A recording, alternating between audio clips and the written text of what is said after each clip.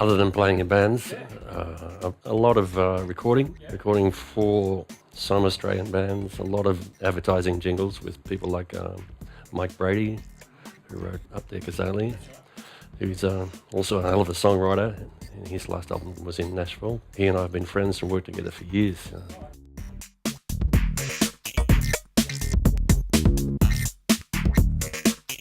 My favourite, I probably shouldn't say that. We were finishing a tour of Thailand with Kylie, and traditionally at the end of every tour I would play jokes like get the drummer's sticks and tape them all together with one sticking out, so that when he broke or dropped a stick, he'd pull up about 20.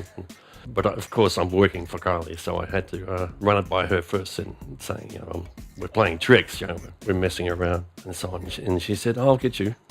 And I said, oh, yeah, okay, good luck with that, because I had everybody set up, everybody. We had a rotating stage for the dancers, and they're rotating around, and then when she gets to me, she surprised me by flashing.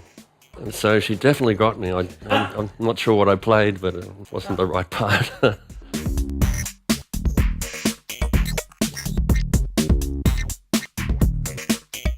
did that LRB, toured America with LRB, which I really loved.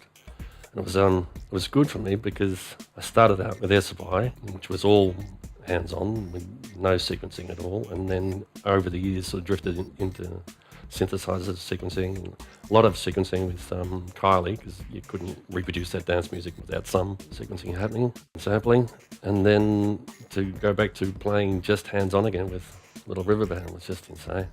Plus, the American audiences are unbelievable. We were playing to 50,000 people every second night, and then 5,000 the next. And a lot of county fairs, so you get 50,000 people out in the paddock somewhere, and they're incredible.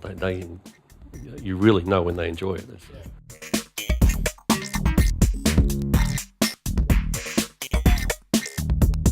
A dear friend of mine I live with, Charlie, was working in Jesus Christ Superstar in the mid-70s. He rang me and said there are two other guys in the show that are starting a band. So they came down and showed me the first acetate of their single. And so my drummer friend and I came up here and we started Air Supply with those three guys. And Mark McEntee from the Vinyls. So I had to find a house here in Sydney, so I lived in Queenscliff, which was right around the corner from where the Roland office was. And also there was a shop in Brookvale called Farrell's Music, and Tony Boyer was the keyboard manager there. And he got me into demonstrating. I mean, I was still touring, but when I was in town, he'd say, come in and show them a couple of guys what you'd been doing on keyboards. So I was demonstrating ARP and Oberheim and Moog and early Roland, like the SH2A, I think it was back then. Because Roland was around the corner, they would come and watch my demos, and then eventually John Egan, who was the boss then, he said,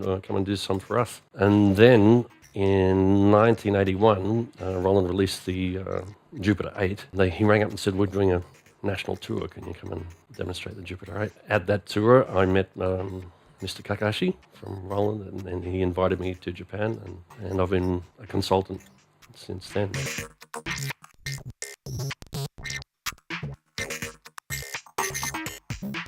I was wondering that. Again, I went back to that bastion of Integrity Wiki, and I had a look at the list of products, and in my categories, I have worked on well over half. I didn't realise I had lost track of them. But it's interesting. And in fact, I'd love to go back one day and find them all and just re-record the demos or get a copy of some of the demos that I've done. I've done some ludicrous demos. I mean, one product, I can't tell you what it was. Might have been one of the sound canvases. I was working all day on a demo song in Japan, and they said, okay, come on, it's lunchtime, because in Japan, 12 o'clock's lunchtime, you go. So we went off to lunch to the local eel restaurant, which is just down the road from the factory in Hamamatsu, and they got background music playing, which was koto and shakuhachi and noises from the, what's the name of the theatre they have? Kabuki Theatre, yeah. So you got all the yo and all these wonderful sounds. And I thought, most of those sounds I can get on the sound canvas. So I went back and wrote this tune called Bento. I think I called it Bento